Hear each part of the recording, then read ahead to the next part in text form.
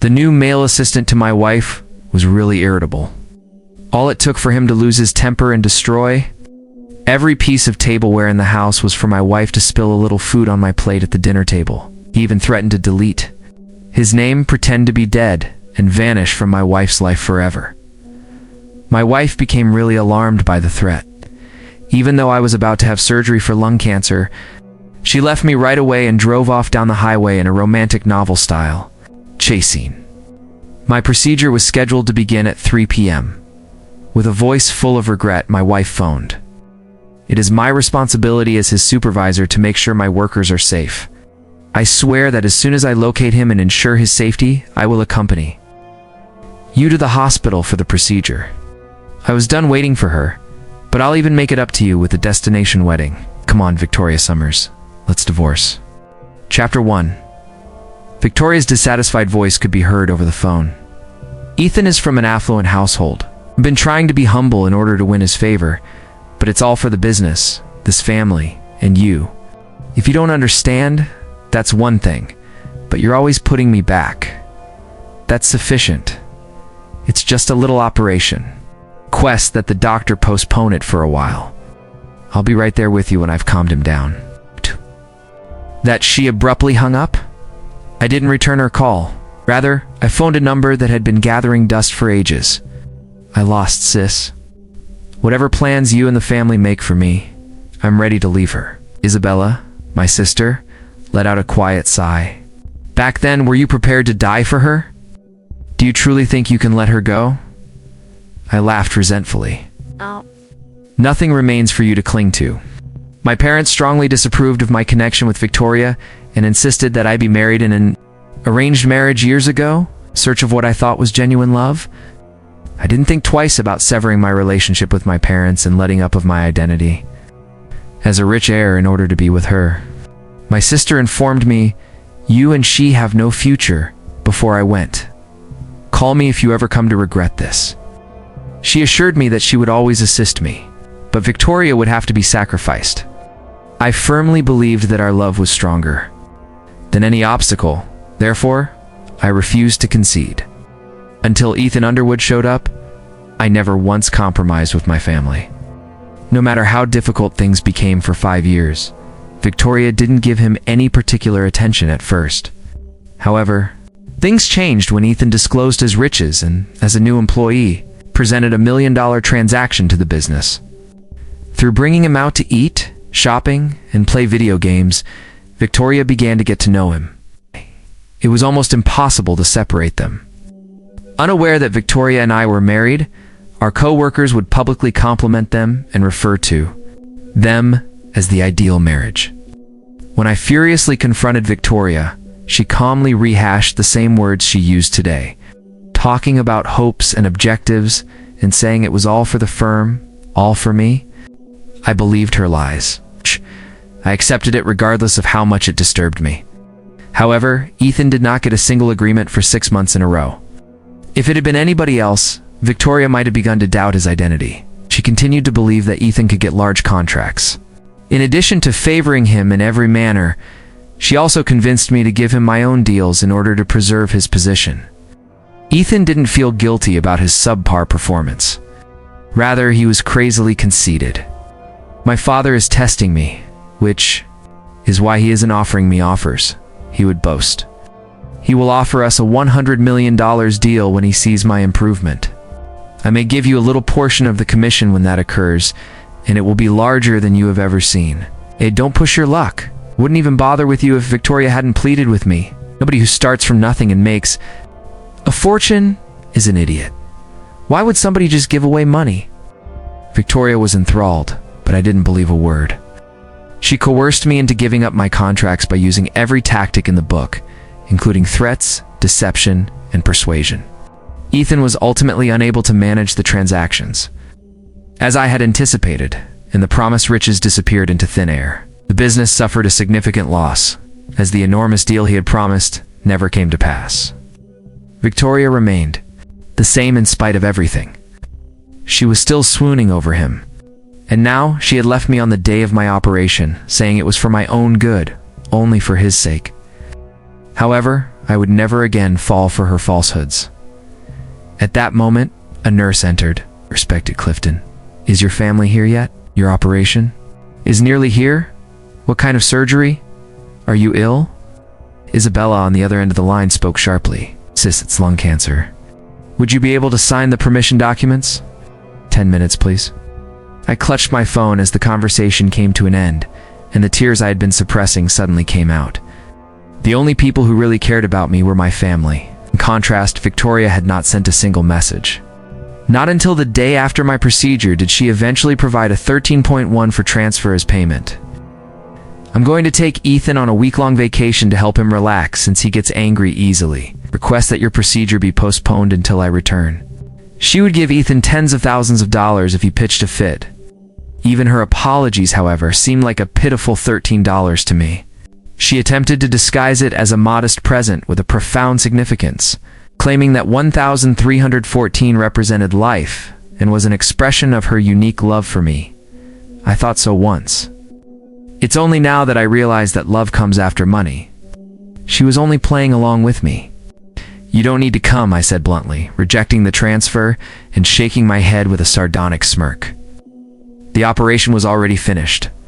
Why had she come at this time? Victoria returned a line of words, irritated. "I've covered everything. For what reason are you still upset?" This time, Ethan was able to convince his father to offer us a $100 million contract. "I'll take you any place you want to go, as long as you behave yourself once this contract is signed." She even provided me a copy of the contract because she was worried I wouldn't trust her. My eyes opened as I took a quick look at it. My family's business, the Clifton Group, was the customer. My sister leaned over my shoulder to have a look while I gazed in bewilderment, and she looked ashamed right away. "Oh, you discovered. Our intention was not to deliver you a handout," our family driver told us. "He saw you 6 months ago, and that you were struggling. Dad had a friend's business make a deal for you because he was concerned about you, but was frightened. You wouldn't accept his assistance. Although it was not much, just $1 million, it was sufficient to sustain a small business for a time. The driver then claimed a little time ago that Victoria was demeaning to you. Dad chose to work directly with your firm because he wanted to show you some face." Gaze flicked over the contract as she described, and she arched an eyebrow. In astonishment. "You were meant to get this. For what reason is the son of the driver mentioned as the person in charge?" After hearing my sister's explanation, everything made sense. It makes sense why Ethan was so cocky. He has been defrauding everyone by pretending to be me. I gave her a brief explanation of the circumstances. Isabella wanted to discipline them. Since she was so angry, I dismissed her with a wave. "Do not bother. Simply terminate the agreement." My sister gave me a startled look. "Sincere? Really? Have you given up on her?" "Have no regrets." I gave a strong nod. I was done with Victoria the instant she decided to go with him instead of me. Chapter 2. The minimally invasive procedure was quickly recovered from. In a matter of days, I was discharged from the hospital. I didn't get a single communication from Victoria over that period. In contrast, I received a lot of challenging messages from Ethan. During our journey, Victoria and I snapped 1,000 pictures together. Do you ever get such treatment? Gazing at their joyful selfies on the screen? All I could do was grin bitterly. He was correct. I didn't. Victoria detested being photographed. When we were married, she even declined to take our wedding pictures. Ethan sent me another message before I could finish searching. Victoria stated, she had to make amends since I was upset, even though I was the one who started the conflict. She immediately purchased a $7 million Ferrari for me. Maybe you should go down on your knees and plead with me, Manager Clifton, if you know what's best for you. I may persuade Victoria to get you a nice new automobile if I'm feeling upbeat. For years, I had been driving the same Lacoste electric vehicle. Victoria had repeatedly denied my requests to replace it, stating that the business was experiencing cash flow issues. Without a second thought, she had already purchased a high-end vehicle for Ethan. Apparently, I had to depend on his benevolence if I wanted a new automobile. I made fun of myself by laughing. What a pitiful way of living. Ignoring Ethan's teasing, I shut off my phone and returned to purging the home of everything that brought back memories of our love. I was in the midst of my work when Victoria called. There is an issue with one of the project phases, and Ethan departed quickly. You must deal with it. In the past, I would have swallowed my rage and corrected it for the sake of the business. Now, however, I firmly declined. It's too much for me to bear. My refusal startled Victoria. It's an easy process. Are you saying that you are incapable of handling it? Then Ethan's haughty voice interrupted. Manager Clifton has apparently been there for a time, but he still doesn't realize that a solid background is more important than skill. My dad generously gave you a $100 million deal, Victoria. Don't blame me. He is the one who doesn't want it. I became cold. Even with me, he acted so brashly. Was he unaware of my identity? Victoria calmed him down before I could think anymore. He has no greater knowledge. For my own sake, please, don't be like him. Her voice was strong and forceful, and her tone changed as she returned her focus to me. You should go as I instructed. Helping Ethan is a privilege for you. Sir, should I throw this out too? Our housekeeper inquired, holding up a plush toy. On our first date, we won this doll from a claw machine. It had long been thrown in a corner, gathering dust, but she used to treasure it, clutching it every night as she slept. Now it was filthy. The moment has come to let go. After giving Victoria a nod, I said, "No thanks. He's too affluent. His companionship is unworthy of me." Victoria sounded annoyed when she heard the housekeeper's voice. You're at home. It's business. Ours. I'll classify this as an unexcused absence. Deduct money from your paycheck and suspend you in order to assist Ethan if you don't return and take care of this. She was prepared to put pressure on me via punishment. That should make me cooperate, she reasoned. She was mistaken. I gave a shrug. Do as you please. Chapter 3. The line became quiet for a good minute after I finished speaking. Nobody said anything. All I could hear was Victoria's frantic gasping. She finally broke the stillness with a complaint, because she could no longer contain it. What's wrong with you now, Sincere? This work travel has worn me out. Are you unable to show a bit more empathy? Tired? I could see that she was enjoying the sights. I'm not creating a fuss. I just believe that Ethan is correct. Capable individuals are not needed by the organization. All it need are those with connections. I am thus resigning willingly. I hope the business has a successful future. Victoria exhaled deeply. You claim not to be creating a scene? It's almost like your envy is coming through on the phone. Sincere, my left and right hands are you and Ethan. He manages the relationships. You run the company. It benefits both parties. Instead of focusing on him, you should be fostering a positive connection with him. She softened her tone and issued me a transfer 452 after her lecture. After the project is completed, you, the manager, will still need to supervise everything. Just put forth a little more effort. I'll give you a month to relax when the transaction is finalized. What does it sound like? I remained silent. Ethan spoke out on the other end. I'm prepared to put myself down and get along with you, Victoria. Victoria sounded happy. See, that's what makes a guy of rank different. So giving, so open-minded, sincere. You need to take a lesson from him. I'd had enough. I hung up. Victoria returned the call right away. I hung up once more. She messaged, "People." I placed my phone on quiet and ignored them. I picked up my phone after I had finished cleaning the home. I received 99 missed call and message alerts. I opened my work program and filed my resignation rather than appeasing the furious Victoria. As soon as the request reached her, it was immediately granted after going through the approval process. She must have been so incensed at my lack of communication that she just let me leave without bothering to start a fight. I gave a headshake. I avoided some difficulty because of that. I took a divorce agreement out of a drawer after processing my resignation. A few days before to Victoria's departure for her vacation, I had signed it. She had signed it without even looking at it when I had shown it to her. Stunned, I had asked, "Before you signed, did you even read what it said?" Victoria had smiled sweetly at me. "Nothing is seen. I have faith that you wouldn't harm me in any way." My heart had missed a beat as I looked into her soft, teary eyes. I briefly believed she still had affections for me.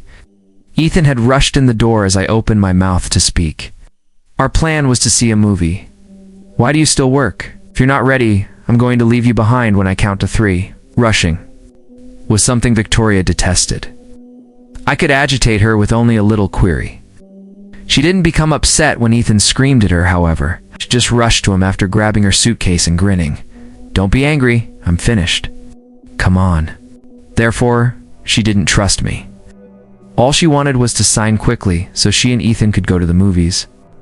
My position in her heart was less valuable than that of a junior assistant, even after 5 years of being her spouse. How absurd. I looked down. I would release her because she no longer loved me. I went to the courts with the signed divorce agreement. Before I proceed with the divorce, sir, I must verify that your marriage has irretrievably failed. I pulled out my phone to give Victoria a call after nodding. I could see she was upset because she refused to answer. As anticipated, the official became pleased, stamped the documents, and authorized the divorce after over 10 calls were denied. I had the divorce certificate in my possession before the end of the afternoon. I snapped a photo and sent it to my sister. She was so happy that she insisted on coming home from work to pick me up. I was about to tell her that it wasn't required, but after hearing the happiness in her voice, I couldn't help but accept her generosity. I got in my car and drove home right away. When I got to the front door, I could hear happy voices and laughing coming from within. Chapter 4. I opened the door a little and pushed it open. Ethan and Victoria, who were meant to be traveling, returned. A 10-tiered birthday cake was on the table, and the home was adorned with vibrant balloons. Ethan was grinning and sporting a birthday hat. I've heard that you have never honored Sincere's birthday, Victoria. I'm really honored. Victoria dismissively waved a hand. He is just a poor child. What is there to rejoice over? It's a financial waste. You're unique. We are honored that you chose to celebrate your birthday with us. On the door, my hand froze. A faint, stinging ache pricked at my chest, despite the fact that my heart had already died. No. She was constantly out on business for my birthday during our 5 years of marriage. She had claimed to have a terrible memory and would make up for it the next year. I trusted her. I didn't know the truth until today. She just didn't think I deserved a party. It was all planned. I was invisible. They failed to see me. While disparaging me, Victoria's pals from Pleasant Weather enthusiastically gave me their presents. Being sincere is so pointless.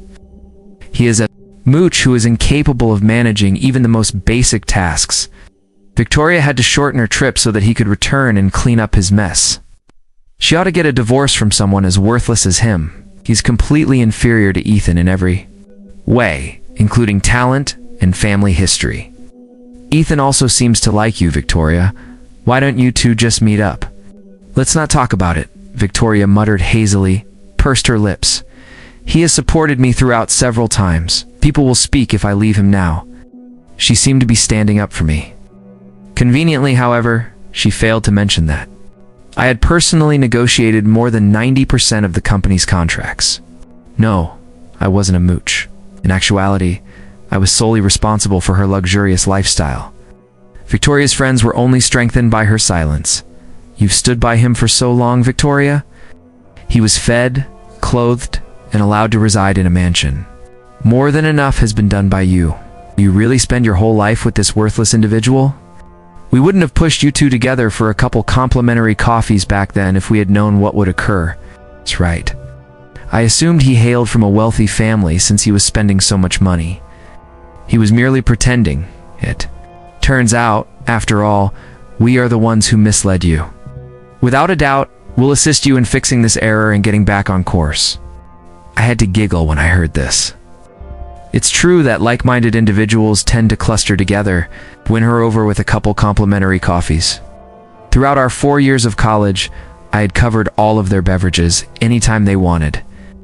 They always accompanied me when I brought Victoria to fancy places. Every time I purchased one for her, I even got them each a present.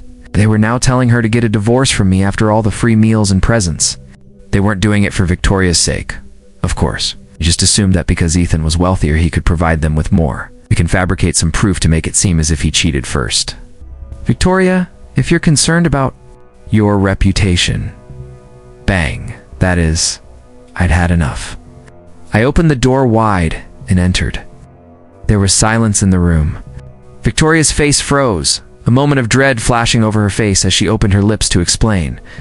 But then her face hardened, as if she remembered that we were in the midst of a Cold War.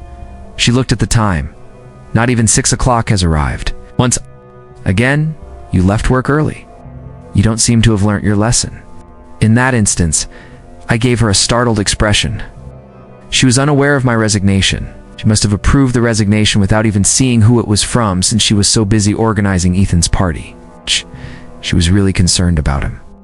I interrupted her with a chilly chuckle. Not necessary. I've resigned already. Resigned? What time did it occur? Victoria was taken aback. Rubbing her temples, she seemed to recall something. All right, we don't need you anymore since the project is already underway. Do as you please. To get a portion of the commission, I was going to let you retain your name on it, but I won't pressure you. I arched an eyebrow. She was completely unaware of the project's cancellation. I was about to inform her when I heard an engine roaring from below. A rare luxury vehicle that cost over $100 million and was unaffordable even with cash arrived. Her pals showed me their excitement. You were unaware, were you? Ethan's father's last name is Clifton while his mother's is Underwood, as in the Clifton Group. That car downstairs must be his sister's. She must be here to bring him a birthday present. Sincere, you're finished. You messed with Ethan. You're both named Clifton, but your statuses are worlds apart. That's just fate. You should accept it. They rushed to the door to greet the newcomer, completely missing the ugly expression on Ethan's face. Victoria also lifted her chin smugly. For the sake of our years of marriage, if you're willing to hand over all your resources to Ethan, I'll allow you to continue being a freeloader in this house. Otherwise, I knew she was about to threaten me with divorce to squeeze out any remaining value I had. I ignored her. Just then, the door opened. My sister Isabella, dressed in a sharp business suit, walked in, ignoring the fawning friends. She patted me on the shoulder. Bro, have you packed your things? Mom and Dad are waiting for us for dinner. Victoria stared at me, utterly dumbfounded. I pulled out the divorce certificate and showed it to her.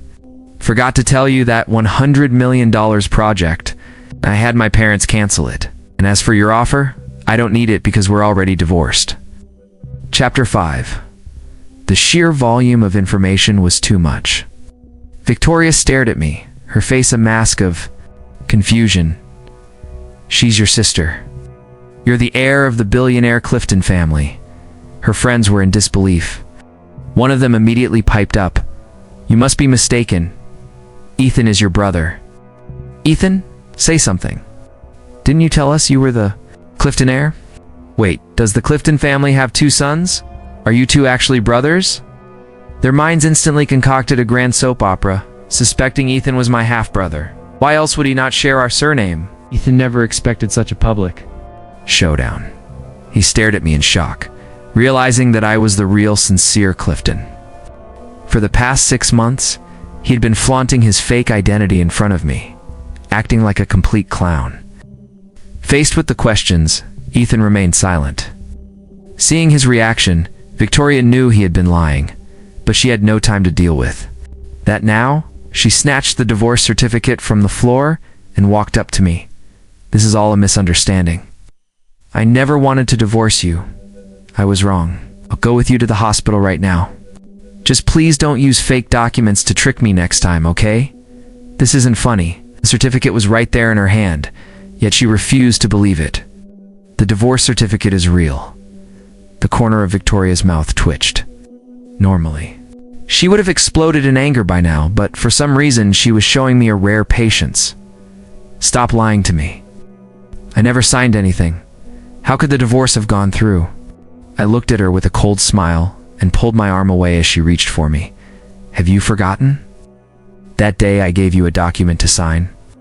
You were in a hurry to go to the movies with Ethan, so you signed it without even looking. You didn't know what you were signing then, but I can tell you now, it was a divorce agreement. As for the hospital visit, you don't need to bother. My sister already took me for the surgery. Hearing what I had been through, even my usually calm and composed sister couldn't help but get misty-eyed with sympathy. This is the woman you gave up everything for. You deserve so much better. Sincere, I pulled a self-deprecating smile. My sister was right. It wasn't worth it at all. Ignoring Victoria's bewildered and helpless expression, I waved a hand. Sis, wait for me for a minute.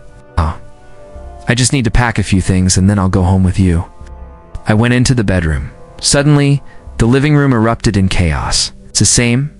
Friends who had been fawning over Ethan moments ago were now clamoring to snatch back their gifts. Tui, a broke loser, pretending to be a big shot. This watch costs tens of thousands. I'd rather throw it away than give it to you.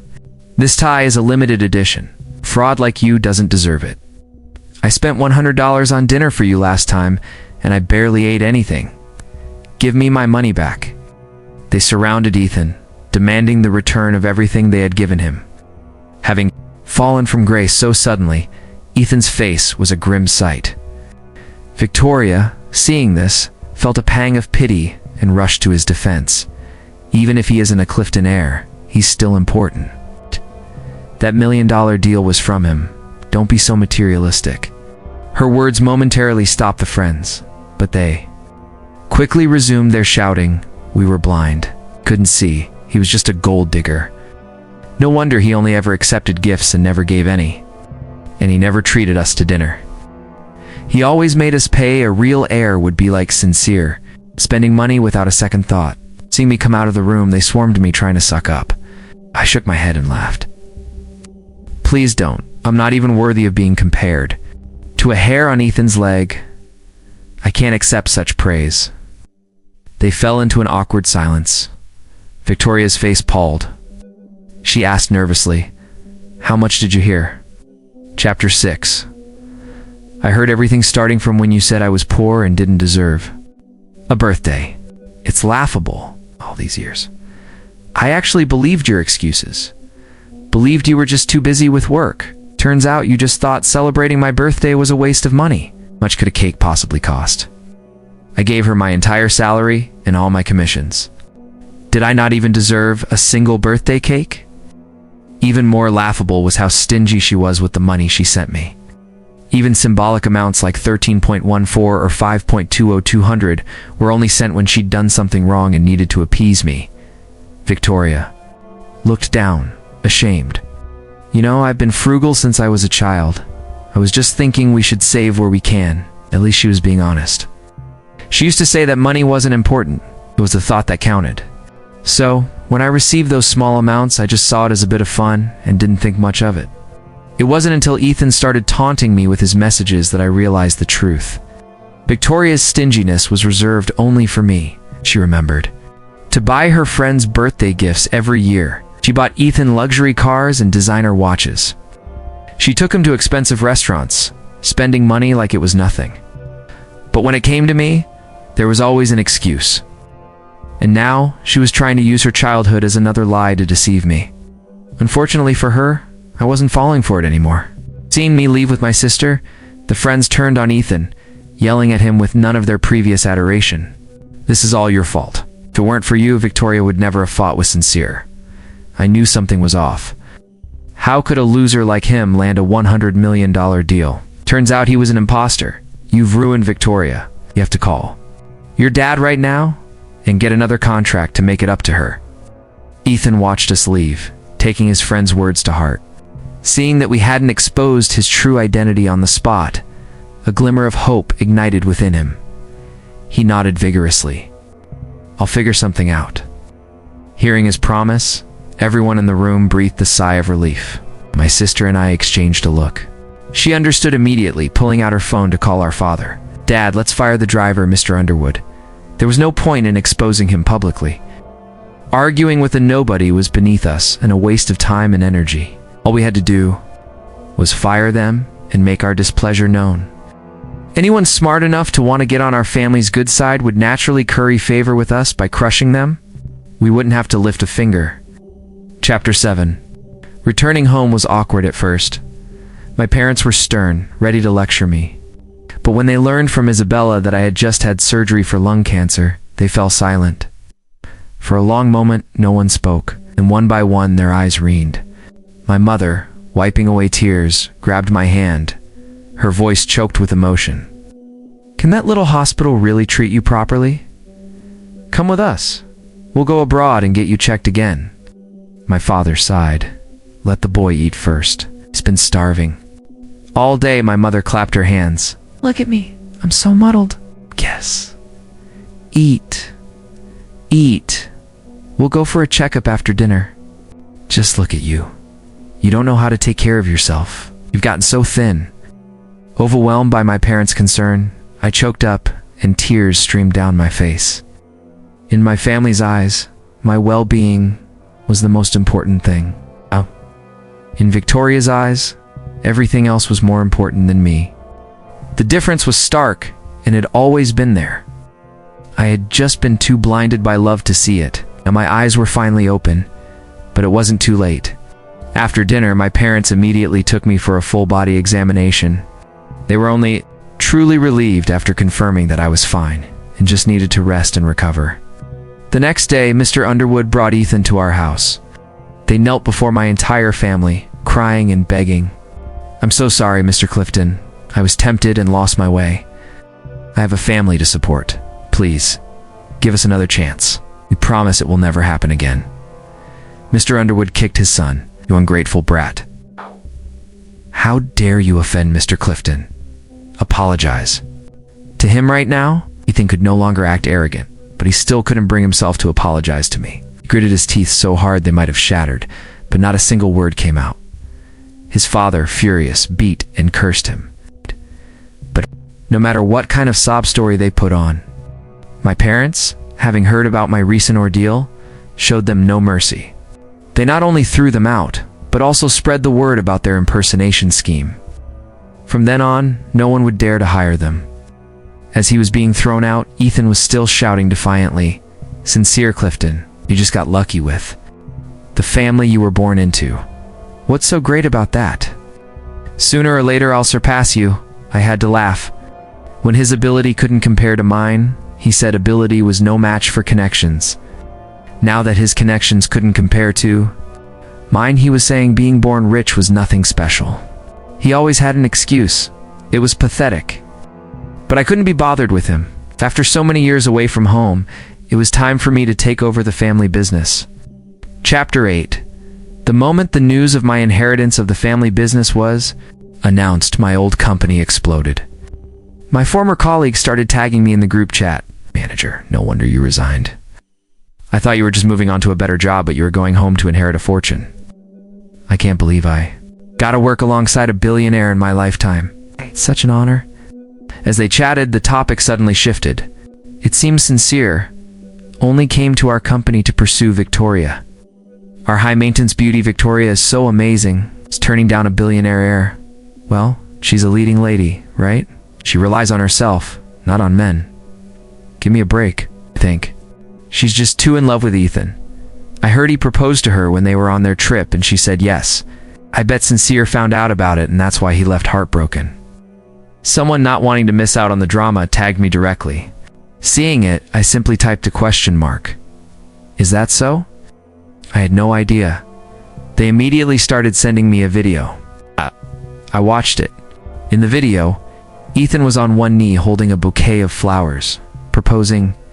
Amid a chorus of people chanting, "Get together," a shy Victoria accepted the ring and flowers. I remember wanting to give her a romantic proposal once. She said it was too embarrassing and that if I dared to do it, she wouldn't marry me. It was me who made the concession, as she was. Embarrassed to be seen with me, therefore, it was now obvious that she didn't want a public proposal from me. Victoria herself appeared in the chat room as soon as the video was uploaded, saying frantically, "If you guys have nothing better to do at work, delete this, then leave. Put an end to the rumors in here." Everyone slapped their foreheads at her. Screamed they forgot she was a part of the group since it was so big. They had now faced her head-on. They all became quiet. I received a private message from Victoria. It's not what they're saying, honestly. Ethan unexpectedly brought the roses to me as a proposal. He is a key customer, and you are aware of his emotional outbursts. I had to comply since I couldn't turn him down outright. I made it plain that I'm a married lady and that I'm not interested. By returning the ring to him immediately after the video was recorded, I thought it was humorous when I looked at the lengthy text block she had sent. I dared to respond, "Don't worry, we're divorced for once. You are free to choose your partner." "I am not involved in it," she answered in a resentful tone. "Has made you this way?" "I can explain, but you won't listen. Before, you weren't like this." I disregarded it until I saw she was still typing. Yes, I did once have faith in her. She was the one who betrayed my confidence, but I trusted all she said. Rebuilding trust is almost hard after it has been lost. At that moment, the quiet group discussion erupted. Astonished, someone posted, "Take a look at the news." For stealing, Ethan Underwood was taken into custody. Wondering, I clicked on the link. According to the news story, Ethan had committed fraud by posing as an heir by using his father's job as a chauffeur for a rich family. He had been caught stealing a multi-million-dollar antique from his new workplace in an attempt to save his reputation after being sacked. Both father and kid were now in custody. Ethan was yelling on the video that he wasn't a thief and that he had been set up, but only those who were directly involved understood the truth. Chapter 9. Victoria became much quieter after hearing this news. She made a show of severing all connections with Ethan by announcing his departure in a public announcement and removing his presence from her office. Then, she began reaching out to me once again. "I take it that Ethan is the son of your family driver? Did he just steal your identity? The deals he brought in were all from your family?" I didn't respond to her inquiries. Nothing could be said.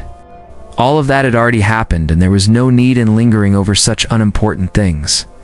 However, Victoria persisted. She rushed in with a present one evening while I was out with friends.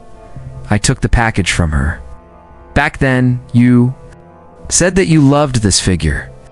I neglected to get it for you. I made that error. I just purchased it for you. Are you still fond of it?" The game figure caught my eye. It was just an inexpensive imitation that cost about $20. It wasn't an authentic one. I recalled that it was. Shortly after our marriage, 5 years ago, that year, for my birthday, I pointed to the inexpensive figurine and said it looked good as we were making our way home from work. Actually, I was hoping she would remember it was my birthday in attempt to convince her to give me more attention. However, she had been occupied with her phone and had just looked up to respond in a preemptive manner. "Yes, it's pleasant. Come on, let's get home. There's still work for me." Still holding on to the hope that, as in the movies, she was only acting. As if she had forgotten and had a surprise waiting for me at home, I nodded in disappointment. However, there was nothing when I switched on the lights. She subsequently expressed regret for missing my birthday, but she received no further payment. I assumed that she had really forgotten due to work. However, I now knew that she had a flawless recall of a little unimportant fact from 5 years earlier. It had been planned. She didn't think I was worthy of her attention when I was a poor child. She stormed back to suck up now that I was a rich heir. Ultimately, she never loved me. The money was the reason. She extended the present. I withdrew my hand. The box broke when it hit the ground. There was an uncomfortable tension in the room. She talked with strained patience, and while she seemed to be ready to lose her temper, she pushed it down. "You no longer like figurines, then? What appeals to you? I will purchase it for you. Is that acceptable?" I grinned. "Nothing is necessary for me. You don't have to purchase anything for me." Victoria let out a sigh, thinking I was still pouting. Her patience became thin when she realized that I was hard to plate.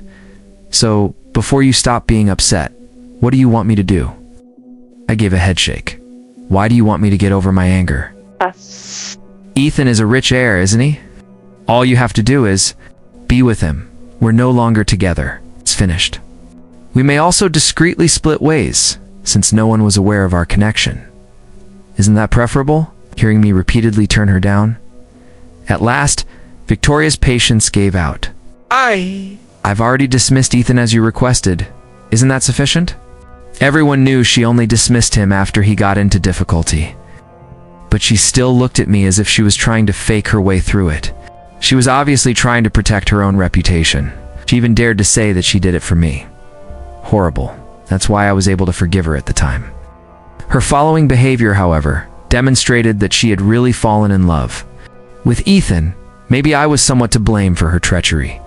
I had been too forgiving of her right from the beginning. She was still attempting to trick me because of this, emotionally blackmailing me with the justification that it was all for you. As I listened to her allegations, a buddy who was aware of the truth was unable to remain silent. You have no right to claim that. In order to be with you, he sacrificed a luxurious lifestyle and severed his family relations. If not, do you honestly believe that a family like his would have ever embraced someone of your status? He endured a difficult life with you and sacrificed a great deal for you. What did you do? You stood here spewing this rubbish after betraying his confidence. Victoria winced at his acerbic remarks. She turned to face me with a very intense expression, and her eyes reened. Sincerely, I was mistaken. She fell to her knees in front of me with a thud and made a frantic appeal. I acknowledge it. I preferred him. I was to blame. I made a mistake. I had been taken over. Would you mind giving me another chance? I'll make it up to you, I swear. I will never again be that way. With troubled expressions on their faces, my companions watched, fearing that I may be stupid enough to forgive her. Once again, it used to break my heart to see her like this, and I would have forgiven her right away. Now, however, I drank the red wine glass in my palm quietly. She had previously deceived me when I was young and impressionable. Not a fool, however. I would never forgive her and return to the way things were after seeing her real nature. Not that I don't have any other choices.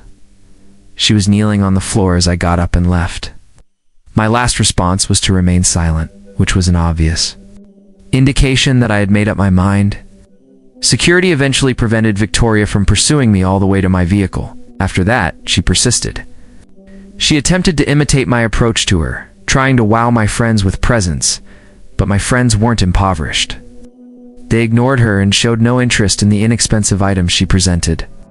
Having been turned down at every opportunity, she finally used a desperate tactic and publicly apologized by kneeling at the door of my business. It started to rain hard.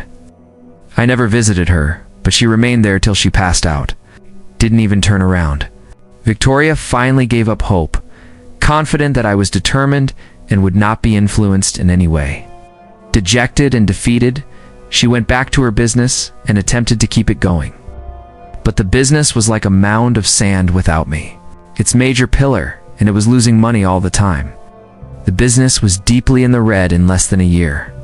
Victoria sold her home to pay for the losses. It was still insufficient. In order to collect on past debts, she turned to her closest friends. These pals had swarmed to her when she was successful.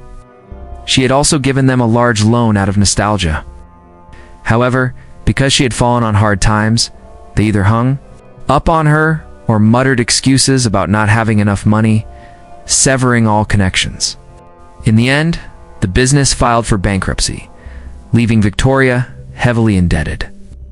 She didn't appreciate how wonderful I had been to her until she was all alone and without assistance. She apologized and expressed remorse in a lengthy, meandering suicide note that she addressed to me. Her narrative ended when she leaped off a bridge.